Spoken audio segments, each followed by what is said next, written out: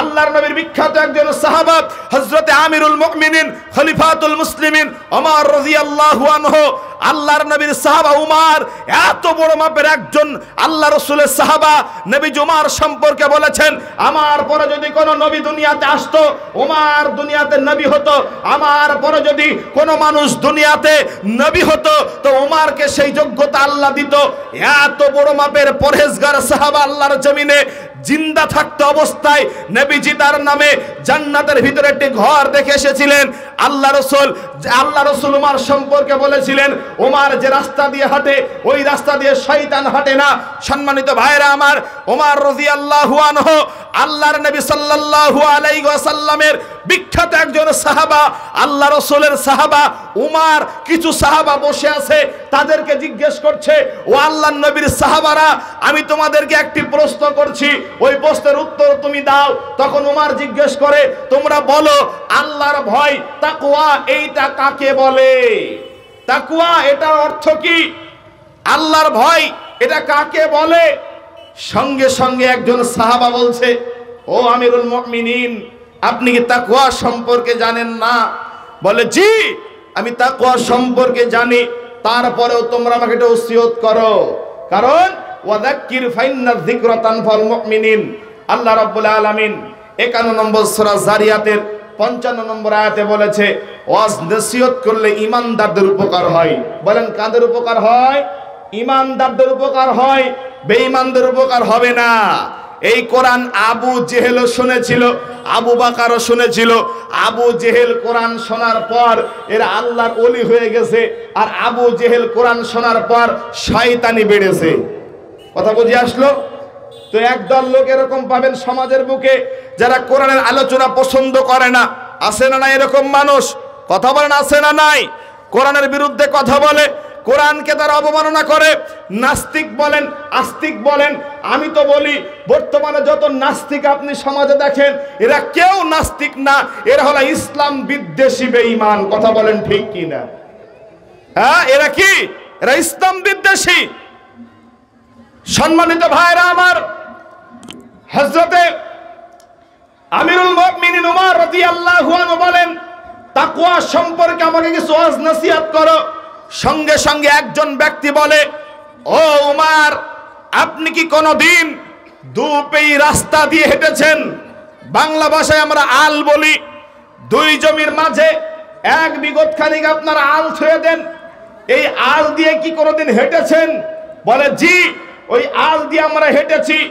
বলে, ওই দুই পেই রাস্তার আল দিয়ে যখন আপনারা হাঁটবেন, তখন এই দুই দিকে যদি কাঁটা জাতীয় গাছ থাকে, কাঁটা বৃক্ষ গাছ থাকে, তাহলে আপনি কি করে হাঁটবেন? হযরত উমর বলেন, ও রাসূলের সাহাবারা, আমি এমন করে হাঁটবো, আমার গা, আমার শরীর আমি এমন করে সুন্দর করে জোড়ো করে নিব যেন আমার গায়ে কোনো কাঁটা না লেগে যায়, আমার গায়ে যেন কোনো কাঁটার দাগ না লেগে যায়, আমার গায়ে কোনো কাঁটা যেন আমাকে ছিঁড়ে না দিতে পারে। হঠাৎ করে একজন সাহাবা বলেন, ও আমিরুল মুমিনিন, ও খলিফাতুল মুসলিমিন উমর, এটা হলো আল্লাহর ভয়, এটা হলো আল্লাহর ভয়, এটা হলো আল্লাহর ভয়, এটার নাম তাকওয়া। বলে, কেমন করে? বলে, যখন তুমি দুনিয়াতে চলবে, যখন তুমি দুনিয়া নামক রোড দিয়ে চলবে, তোমার সামনে মদ চলে আসবে, তোমার সামনে গাঁজা চলে আসবে, তোমার সামনে বিড়ি চলে আসবে, তোমার সামনে খৈনি চলে আসবে, তোমার সামনে সুদ চলে আসবে। সমস্ত পাপগুলাকে একটাই বলতে হবে, সমস্ত পাপ করলে একজন আমার উপরে রেগে যাবে, উনি হলেন আল্লাহ। আল্লাহকে ভয় করে আপনি সব পাপ ছেড়ে দিবেন, এটার নাম তাকওয়া। এটার নাম কি বলেন? তাকওয়া। এটার নাম আল্লাহর ভয়। আল্লাহর ভয় এটাকে বলে, যখন আপনার সামনে কোনো পাপ চলে আসবে, এই পাপগুলাকে আল্লাহর ভয়ে আপনি পাপটাকে ছেড়ে দিবেন।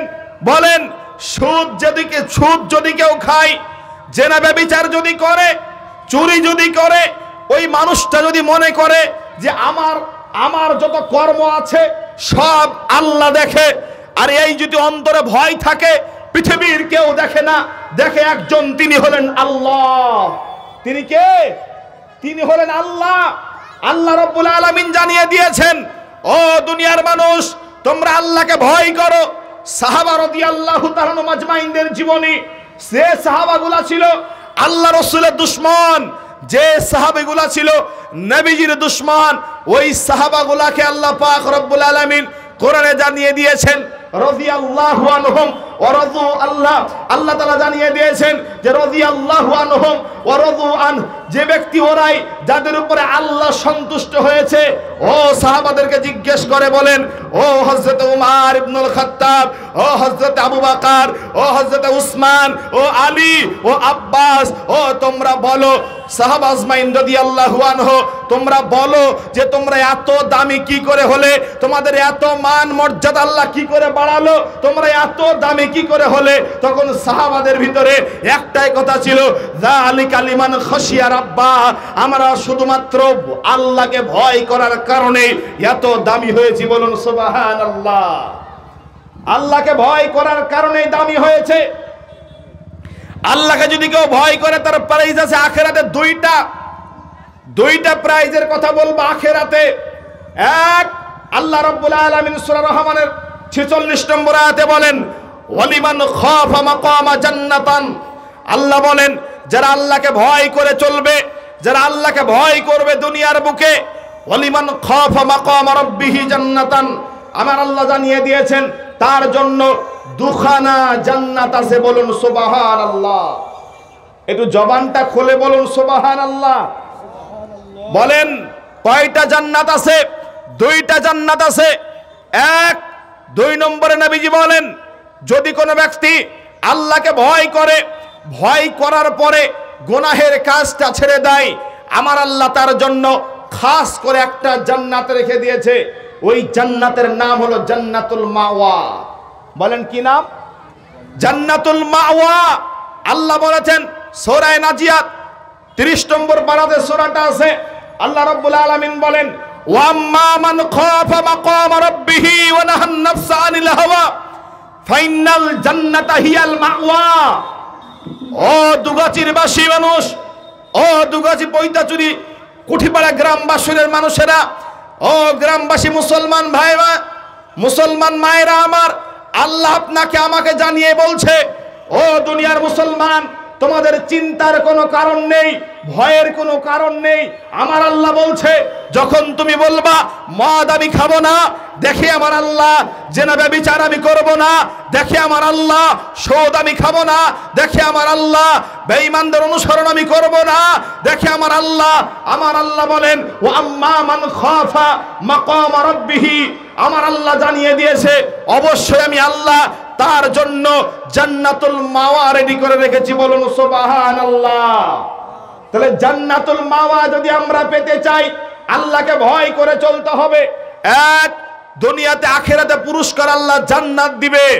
2, নবী বলেন বুখারীর হাদিস খণ্ড নম্বর 1 হাদিস নম্বর 660, হাদিসের রাবী আবু হুরায়রা রাদিয়াল্লাহু আনহু তিনি বলেন আল্লাহ রাসূল বলেছেন কিয়ামতের ময়দানে আরশে আজিমের নিচে এমন কিছু ভাগ্যবান ব্যক্তি আছে তারা ছায়াতলে জায়গা পাবে।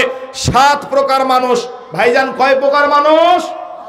7 প্রকারের মানুষ আছে, এরা আল্লাহর আরশের ছায়াতলে জায়গা পাবে। সাহাবারা বলেন ইয়া রাসূলুল্লাহ সেই 7 প্রকার মানুষ কারা? একটু আপনি আমাদেরকে বলুন। আচ্ছা বলেন তো হাসরের ময়দান এই জায়গাটা কত ভয়ঙ্কর হতে পারে? কত ভয়ঙ্কর হতে পারে, কত ভয়াবহ হতে পারে। হাসরের ময়দান সম্পর্কে আমি কেন, আমার রাসূল জানিয়ে দিয়েছেন, আমার নবী জানিয়ে দিয়েছেন যে হাসরের ময়দান কাহাকে বলে। আল্লাহ তাআলা সূরা মারিজের ভিতরে বলেছেন একটা দিন হবে 50,000 বছর সমপরিমাণ। আমার রাসূল জানিয়ে দিয়েছেন হাসরের ময়দানটা পুরো হবে তামা, সব মানুষ উঠবে উলঙ্গ অবস্থায় আর মুখে থাকবে ইয়া নাফসি ইয়া নাফসি ইয়া নাফসি বলে কান্না করবে, কেউ কারোর পরিচয় দিবে না। এটা হলো হাসরের ময়দান। বলেন ওই হাসরের ময়দান আমাদেরকে যেতে হবে কি হবে না ভাই? বিশ্বাস হয় না? বলেন বিশ্বাস হয় না? আমাদের বিচার দিতে হবে, হিসাব দিতে হবে, বিচার নেবেন আমার আল্লাহ।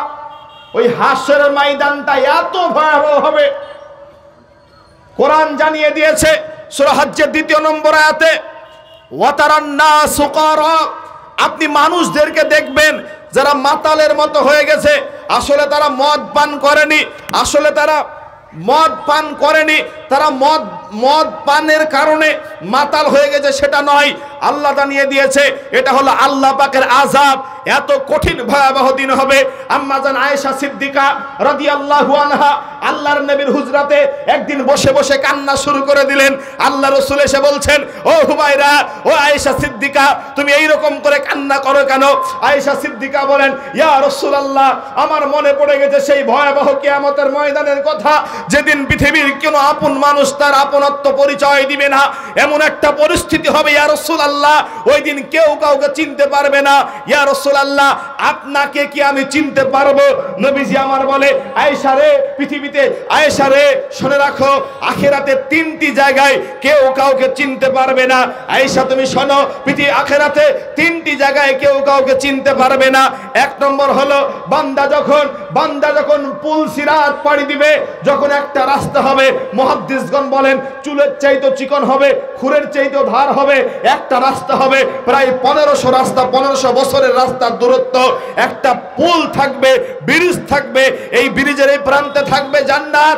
ওই পুলটা সকলকেই পাড়ি দিতে হবে, ওই পুলটা সকলকেই পাড়ি দিতে হবে।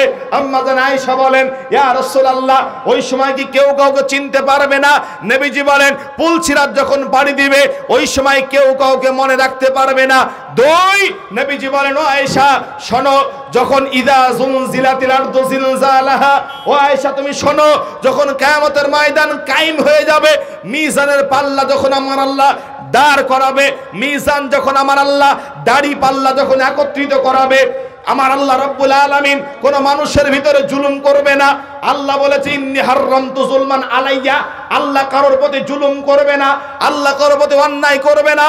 এই সময়তে আমার নবী বলেন, ওই সময় অবস্থা এতই ভয়াবহ হবে রে, ও আয়েশা শুনে রাখো, ওই সময় আমি রাসূলুল্লাহ তোমাকে জানিয়ে দিলাম, ওই সময় অবস্থা এত কঠিন হবে যে মিজানের পাল্লার দিকে মানুষরা দাঁড়িয়ে দাঁড়িয়ে দেখতে থাকবে যে আমার নেকির পাল্লা ভারী হয় না আমার গুনাহের পাল্লা বেশি হয়ে যায়।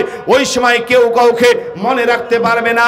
আয়েশা, 3 নম্বর কথা হলো, যখন মানুষের আমল নামা ডান হাতে অথবা বাম হাতে দেওয়া হবে রে, ওই সময় কেউ কাউকে মনে রাখতে পারবে না। এটা হলো হাশরের ময়দানের পরিস্থিতি, এটা হলো হাশরের ময়দানের ভয়াবহ পরিস্থিতি। কত কঠিন হতে পারে হাশরের ময়দান।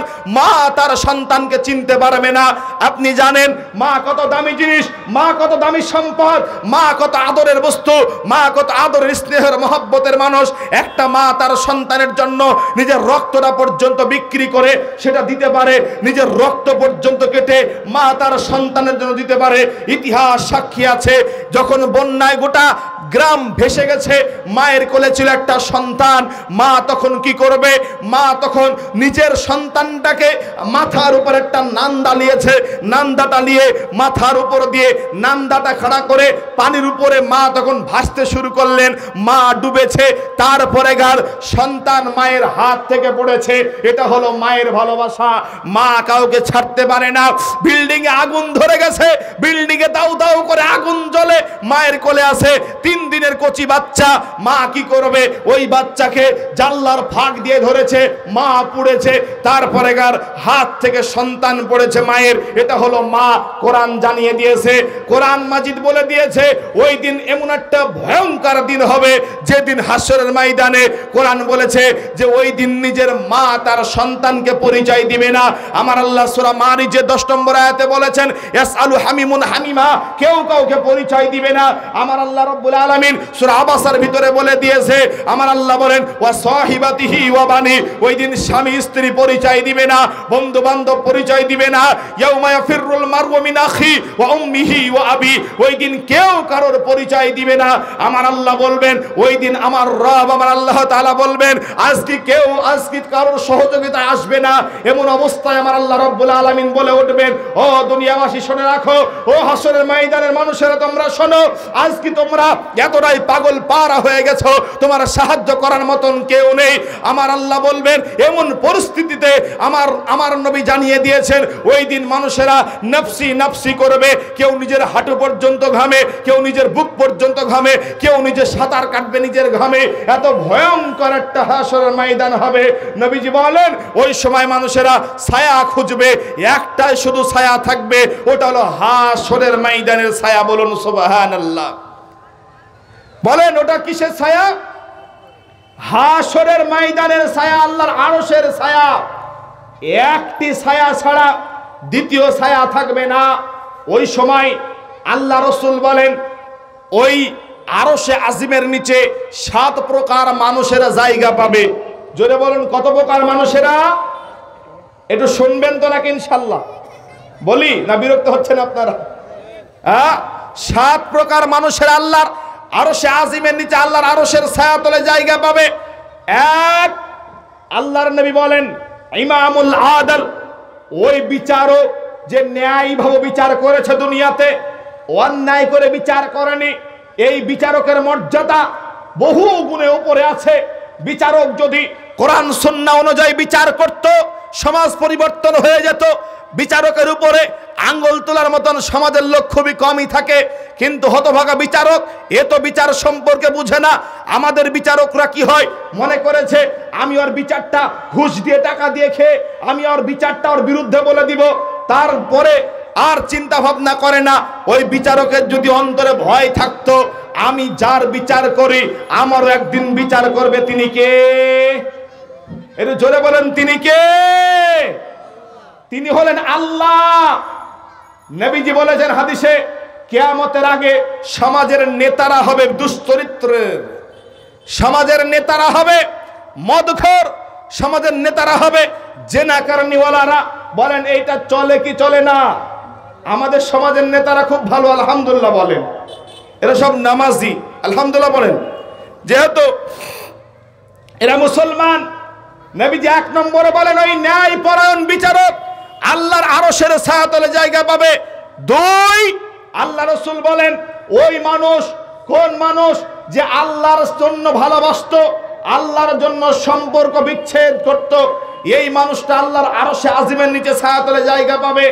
3, ওই ব্যক্তি, কোন ব্যক্তি যে মানুষটা, যে মানুষ, যে সন্তান, যে যুবক বাল্যকাল থেকে আল্লাহর ইবাদত করতে করতে নিজের যৌবনকালটা কাটিয়ে দিয়েছে, এই যুবককেও আমার আল্লাহ আরশে আজিমের নিচে ছায়াতলে জায়গা দিবে।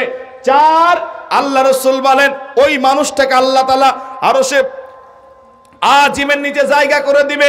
ওই মানুষটা হলো যার কলব, যার অন্তরটা সদা সর্বদাই মসজিদের সাথে লেগে থাকতো, মসজিদের সাথে লেগে থাকতো। জোহরের নামাজ পড়ে বাড়িতে আসলো মুরব্বি, বারবার করে ছেলেকে জিজ্ঞেস করে আসরের কি সময় হয়ে গেছে নাকি, আসর কি হলো নাকি। মাগরিবের টাইম বোঝা যায় না, মনে হয় টাইম পার হয়ে গেল।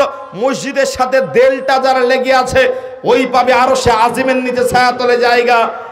4, 5 নম্বরে নবীজি বলেন ওই যুবক, কোন যুবক, যে যুবককে সুন্দরী রূপসী গুণবতী একজন মহিলা এসে বলছে হে যুবক তুমি আমার সাথে জেনায় লিপ্ত হও, তখন যুবক বলেছিল আমি আল্লাহকে ভয় করি। বলেন কি বলেছিল? আল্লাহকে ভয় করি। আপনাকে আমি সহিহ হাদিসের অনুবাদ শোনাচ্ছি। বাস্তবে আপনাকে কিছু কথা বলে যুবকদের সম্পর্কে। বলেন তো আজকের বর্তমানে যুবকদের কি ওই রকম পাওয়া যাবে? বলেন পাওয়া যাবে কি?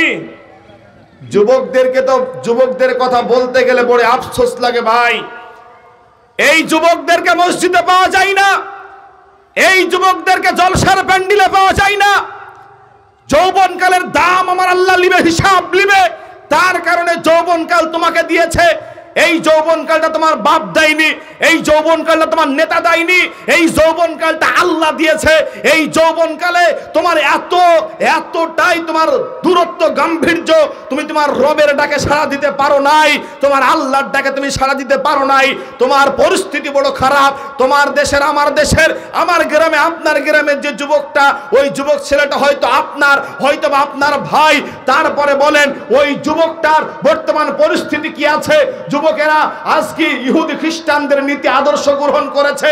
যুবকেরা সারা দিন ফ্রি ফায়ার এইরকম একটা হারাম জিনিসে ব্যস্ত। কথা বলেন, এই গ্রামের যুবকরা মরাই নাই? আছে নাকি? হ্যাঁ, কোনো গাছতলায়, কোনো বাসতলায় যে 10 জন যুবক একসাথে হয়ে বলছে মার মার। যদি রাত্রিবেলায় কোনো একটু হাত দুর্বল মানুষ যদি ওই দিক দিয়ে যায়, মনে হয় হার্ট অ্যাটাক করবে। এরকম হয় কি হয় না? দেখেন গা রাস্তাঘাটে কত যুবক এখনো ফ্রি ফায়ার খেলে ব্যস্ত। দেখেন গা, বলেন আছে না নাই? ছেঁড়া প্যান্ট পরে যুবকেরা, ছেঁড়া প্যান্ট কোন নবীর সুন্নাত? বাজানদেরকে জিজ্ঞেস করেন, আগে যারা গরিব মানুষ, আমরাই যারা অনেক দিন ছোটবেলাতে বাপ মার টাকার কারণে, পয়সা নাই এই কারণে ছিঁড়া প্যান্ট তাড়ি দিয়ে ডাবটি দিয়ে আমাদেরকে পরিয়েছে অভাবের কারণে। আর আজকে যুবকেরা ফ্যাশন করে নিয়েছে। বলেন ছেলেটা কার? হিসাব তো আপনাকে দিতে হবে। নবীজি বলেছেন প্রতিটা মানুষ দায়িত্বশীল, আর প্রতিটা মানুষকে দায়িত্ব সম্পর্কে জিজ্ঞাসাবাদ করা হবে। কোনদিন আপনি এই মুরব্বির দিকে তাকান, চোখ এদিকে দিবেন না। সন্তানটা আপনার, হিসাব আপনাকে দিতে হবে। সন্তানটা আপনার, হিসাব আপনাকে দেওয়া লাগবে। আপনার ছেলে চুল কেটেছে, এদিকে ছেটেছে, এদিকে ছেটেছে, আর জুতার বিরাসের মতন রেখে দিয়েছে। আপনি একদিনও বললেন না যে তুমি এইরকম করে চুল কাটলেন কেন, আপনি বাপ হয়েছেন কেন? বাংলাদেশে আব্দুর রাজ্জাক বিন ইউসুফের ভাষায় আপনি বাপই না, কারণ জন্ম দিলে বাপ হওয়া যায় না, জন্ম দিলে মা হওয়া যায় না। ক্ষমতার নাম বাপ, ক্ষমতা থাকতে হবে। আপনার ছেলে, আপনি 5 ওয়াক্ত মসজিদে নামাজ আদায় করতে যান, আর আপনার ছেলেটা জুমার দিনেও যায় না। আপনি একদিনও বললেন না যে বেটা মসজিদে চ, আপনি বললেন না যেটা বেটা মসজিদে চ, আপনি বললেন না। ওই ছেলে যদি 3 দিন কাজে না যায়, আপনি কত গরম দেখে কথা বলেন? বলেন কথা ঠিক কিনা? হ্যাঁ, ওই ছেলে যদি কাজে না যায়, আপনি কত গরম দেখিয়ে কথা বলেন। কিন্তু নামাজের জন্য একদিনে কই বললেন না। হিসাব কে দিবে? জবাব কে দিবে? আজকে সন্তানকে সুশিক্ষায় শিক্ষিত করতে পারেননি বলেই তো আজকে আমার আপনার অধঃপতনের কারণ। আর যদি সন্তানকে সেই রকম নবীর হাদিস অনুযায়ী শিক্ষা গ্রহণ করাতেন, আপনাকে, আপনার মতো মানুষকে ওয়াজ নসিহত শুনতে হতো না, আপনার বাড়িটা একটা জান্নাতের টুকরা হয়ে যেত। কিন্তু না, সন্তান শেষ হয়ে গেছে। যুবকেরা ব্যস্ত ফ্রি ফায়ার আর প্রেমের পেছনে, নারীর পেছনে যুবকেরা ব্যস্ত।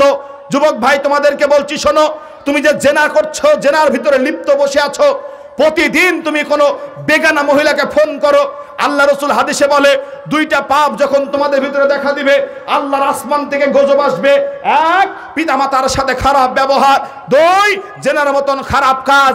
যদি তুমি জেনা করো, এই অবস্থায় মারা যাও, নবীজি বলছেন ওই ব্যক্তি জাহান্নামে যাবে। জেনার মতন এত বড় একটা গুনাহ আমি আপনি করি। মোবাইল দেখলেই, মোবাইল খুললেই আপনারা দেখেন খারাপ ভিডিও, খারাপ ছবি। বলেন কিয়ামতের দিন জবাব আপনাকে দিতে হবে। যুবক বলেছিল যে, মহিলা বলেছিল যে আমার সাথে জেনায় লিপ্ত হো, তখন যুবক বলেছিল, বুখারীর হাদিস, যুবক বলেছিল যে আমি আল্লাহকে ভয় করি, আমি আল্লাহকে ভয় করি। আল্লাহকে ভয় করার কারণে আমি এখান থেকে চলে এসেছি।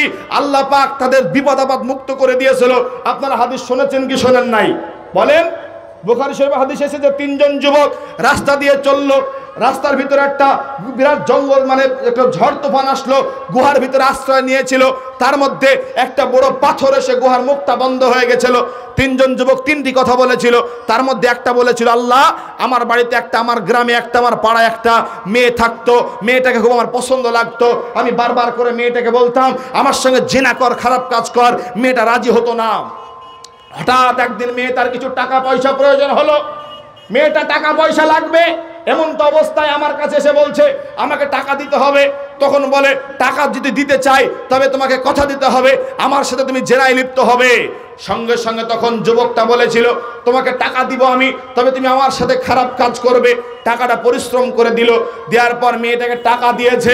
এইবারে মেয়েটাকে টাকা দেওয়ার পর মেয়েটার কাছে জেনায় লিপ্ত হবে, এই অবস্থায় তিনি বসে পড়েছেন একবারে ওই জায়গাতে। তখন ওই মেয়েটা বলেছিল হে যুবক, তুমি আল্লাহকে ভয় করো, আমাকে তুমি নাপাক বানিয়ে দিও না, তুমি আল্লাহকে ভয় করো। তখন যুবকটা বলে হে আল্লাহ, ওই দিন তোমাকে ভয় করে, ওই দিন তোমাকে ভয় করে আমি ওই মহিলার সাথে জেনা করিনি, ওই মহিলার সাথে খারাপ কাজ করিনি। ও মাওলা, এটা যদি তোমাকে ভয় করে আমি পাপটা ছেড়ে দিই, আল্লাহ আজকে আমাদের এই পাথর থেকে তুমি মুক্ত করে দাও। আমাদের যে গেটের সামনে পাথর আছে, গুহার সামনে পাথরটা আটকে গেছে, এই পাথরটা তুমি সরিয়ে দাও। আল্লাহ রসুল বলেন এই কথা বলার সাথে সাথে সেই পাথরটা সরে গেল। বলুন সুবহানাল্লাহ। বলেন আজকেও যদি যুবক মনে করে যে তওবা করে গেলাম, যত মহিলার নাম্বার আছে, ফ্রি ফায়ার গেম আছে, সব ডিলিট করে দিলাম, আমি আশাবাদী যেটাই দোয়া করবা সে দোয়াটা আল্লাহর দরবারে তোমার কবুল হয়ে যাবে। সম্মানিত ভাইরা আমার, যেটা বলতে চাইছিলাম, যুবকদের অধঃপতনে যাওয়ার অনেক কারণ, তার মধ্যে একটি কারণ হলো যুবকদের ভিতরে আল্লাহর ভয় নেই, তাকওয়া নেই। এদের কাছে কোরআন সুন্নাহর কথা বলতে গেলে মনে করেছে অনেক দিন আমি বাঁচবো। বলেন এরকম কিছু লোক আছে কি নাই? হ্যাঁ আছে না? আমাদের পাড়াতে একটা ছেলেকে আমি বলছি একটু নামাজ পড়তে চলো ভাই, তখন বলছে নামাজ তো পড়বে বৃদ্ধ মানুষেরা। কি বলছে কথাটা?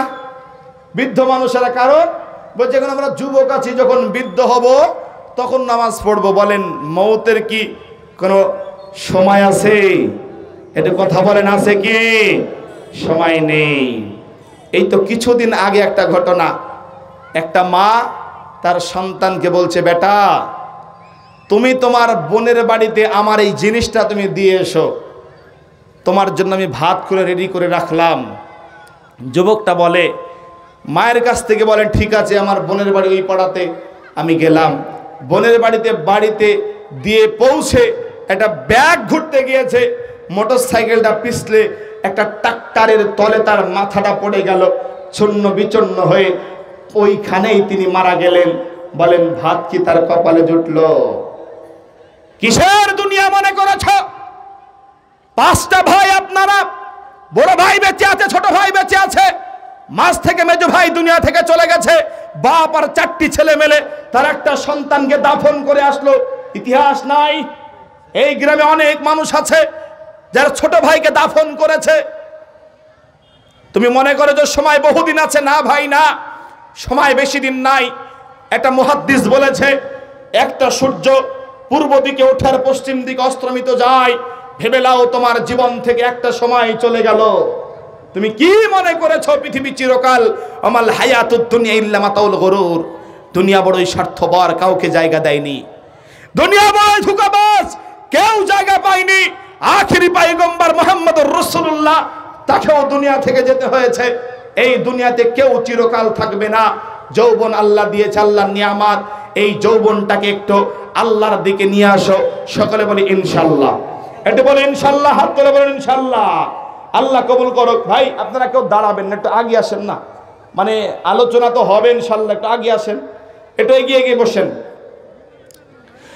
সম্মানিত ভাইরা আমার, 5 নম্বরে যেটা বলতে চাইছিলাম, 6 নম্বরে নবীজি বলেন ওই ব্যক্তি আল্লাহর আরশের ছায়াতলে জায়গা পাবে যে ব্যক্তি ডান হাত দিয়ে দান করেছে, বাম হাত জানতে পারেনি। 6 নম্বরে ওই ব্যক্তি আল্লাহর আরশের ছায়াতলে জায়গা পাবে, ডান হাত দিয়ে দান করেছে, বাম হাত জানতে পারতো না, ওই ব্যক্তি আল্লাহর আরশের ছায়াতলে জায়গা পাবে। 7 নবীজি বলেন, আমার আলোচনার ভিতরে এই বিষয়টা, নবীজি বলেন ওই ব্যক্তি আল্লাহর আরশের ছায়াতলে জায়গা পাবে যখন পৃথিবী ঘুমিয়ে যেত, গোটা মানুষ ঘুমিয়ে যেত, পৃথিবীর কেউ যখন জাগ্রত থাকতো না, ওই সময় বান্দা একা একা গভীর রাতে উঠতো, উঠার পরে বলতো রব্বানা যালামনা আনফুসানা ওয়া ইল্লাম তাগফির লানা ওয়া তারহামনা লানাকুনান্না মিনাল খাসিরিন।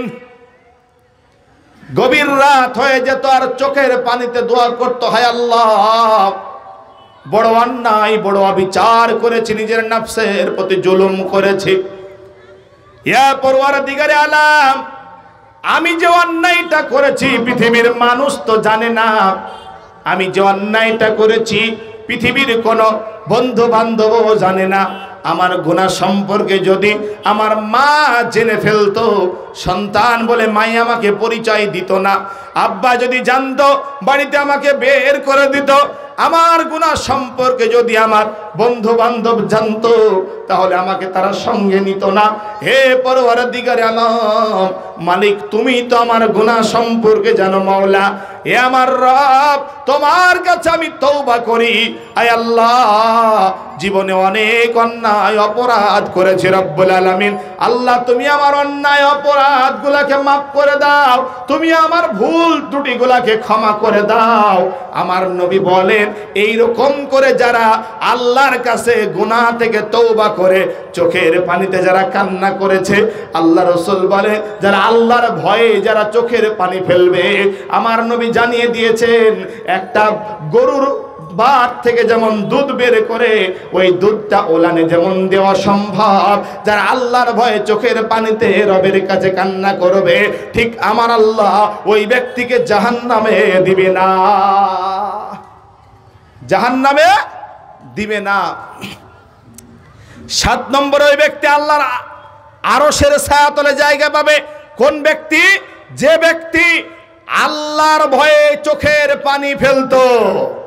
বলেন, 2টা উপকারের কথা আমি আখিরাতে বললাম। 1, তার জন্য আরশে আজিমের ছায়াতলে জায়গা। 2, তার জন্য 2টা জান্নাত।